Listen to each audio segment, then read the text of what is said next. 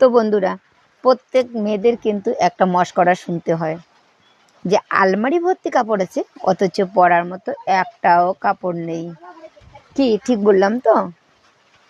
তো ছেলেরা মন দিয়ে শুনে নেন, কেন মেয়েদের আলমারি ভর্তি কাপড় থাকা সত্ত্বেও পরার মতো একটাও কাপড় নেই।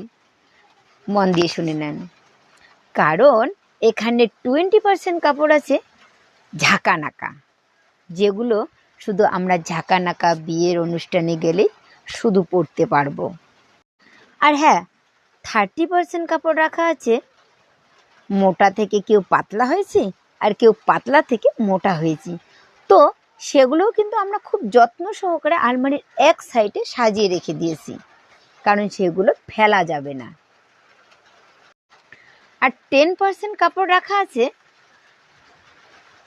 আমরা ভালো কোথাও গেলে পরবো, সেই জন্যে কিন্তু সেটাতে হাত লাগানো যাবে না। আর হ্যাঁ, 20% কাপড় আছে পুরনো মডেলের, যেগুলো আর পরতে ইচ্ছে করে না, কিন্তু তবুও রেখে দিয়েছি যদি সেই আবার পুরনো মডেল ঘুরে আসে। সেই কারণেই কিন্তু রাখা আছে, সেগুলোও কিন্তু আমরা ফেলবো না, সেগুলো যত্ন করে রাখা আছে। আর 10% কাপড় পরে আমাদের ফটো তোলা হয়ে গেছে, যেগুলো পরে আমরা ফটো তুলে আর ফটো ঢালতে পারবো না। তো সেই কারণেই 10% কাপড় আমরা পরতে পারবো না।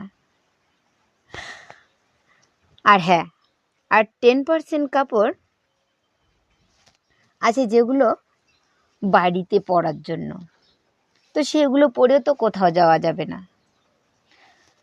তো এই কারণেই কিন্তু আমাদের আলমারি ভর্তি কাপড় থাকা সত্ত্বেও আমরা কোথাও গেলে আবার আমাদের নতুন কাপড় কিনতে লাগে, যে আলমারি ভর্তি থাকা সত্ত্বেও আমরা পরার মতো একটাও কাপড় পাই না।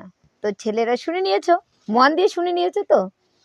তো এরপর থেকে বউকে আর কেউ বলবেন না যে আলমারি ভর্তি থাকা কাপড় সত্ত্বেও পরার জন্য একটাও কাপড় কেন পাচ্ছ না। তো বাই বাই সবাইকে।